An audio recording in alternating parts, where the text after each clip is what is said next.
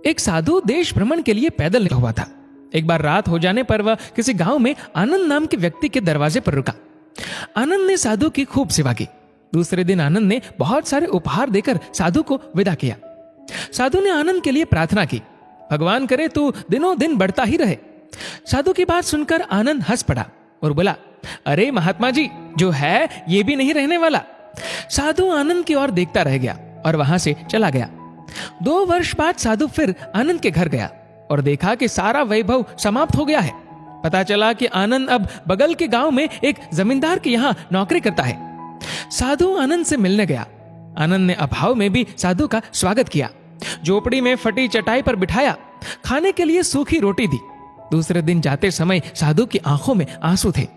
साधु कहने लगा, हे भगवान, ये तूने क्या किया? आनंद पुनः हंस पड़ा और बोला, महाराज, आप क्यों दुखी हो रहे हैं? महापुरुषों ने कहा है कि भगवान इंसान को जिस हाल में रखे, इंसान को उसका धन्यवाद करके खुश रहना चाहिए। समय सदा बदलता रहता है और सुनो, ये भी नहीं रहने वाला। साधु मन ही मन सोचने लगा, मैं तो केवल भेष से साधु हूं, सच्चा साधु तो तू ही है आनंद।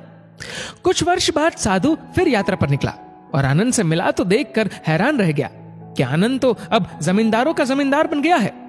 मालूम हुआ कि जिस जमींदार के यहाँ आनंद नौकरी करता था वह संतान विहीन था। मरते समय वह अपनी सारी जायदाद आनंद को दे गया।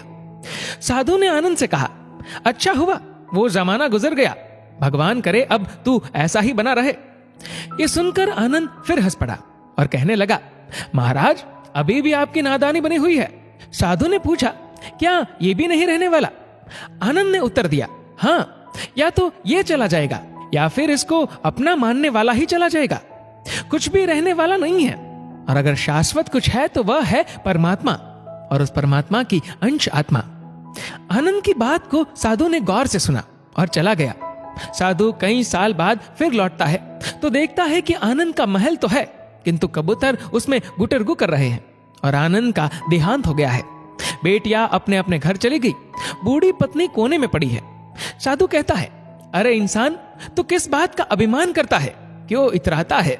यहाँ कुछ भी टिकने वाला नहीं है। दुख या सुख कुछ भी सदा नहीं रहता।